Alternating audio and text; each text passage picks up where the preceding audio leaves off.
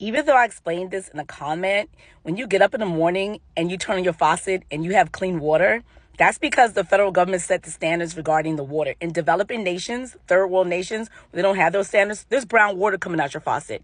When you open up your refrigerator and you get some chicken or make some bacon for your child for breakfast in the morning, you pour out a cup of milk, you take your vitamins, all of that is the Food and Drug Administration makes sure that all those things follow certain standards and they're not poison and the drugs aren't going to unalive you. So that's Food and Drug Administration. You get in your car, you go outside. Everybody has their emission standards. That's a federal standard because I come from a nation. When I went down the street for going from point A to point B, they don't have emissions. So there's so much smog coming from the back of people's cars. It's noxious. I'm like, oh my God, I miss America because we don't have this problem in America. The smoke and smog. I know some areas have a lot of smoke and smog, but the Environmental Protection Agency stops the amount of emissions that's coming out of stacks. So you breathe clean air because of the federal government. Now, let's say your kid gets sick. You got to go to the hospital. You don't have insurance. In America, the federal government requires hospitals to take you even if you don't have insurance. There are a lot of people that get health care from the ER. That's a unique thing that's unique to the United States. A lot of places, they just turn you away. Now, let's say you lose your job. What do you have in the federal government? You have unemployment. You have Medicare, Medicaid, that pays for your sick child. If you're poor, your kid has sickle cell, and they need to go to the hospital, Medicaid makes sure your child gets the medicine.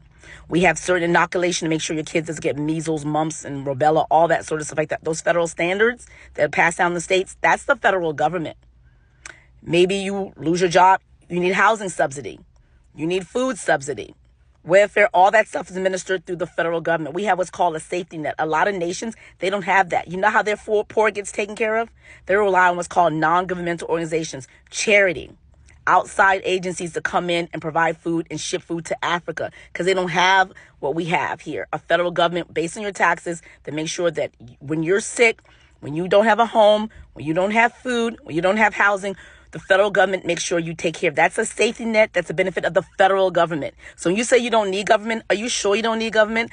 I'm not quite sure where you are. And I don't want to insult you, but if you have not traveled outside and not traveled to developing nations, you're not necessarily going to appreciate that the quality and standard of life you have here in the United States is based on the federal government. There are a lot of basic functions that you rely on, that you use every day, that you're taking for granted when you say stuff like, we don't need government.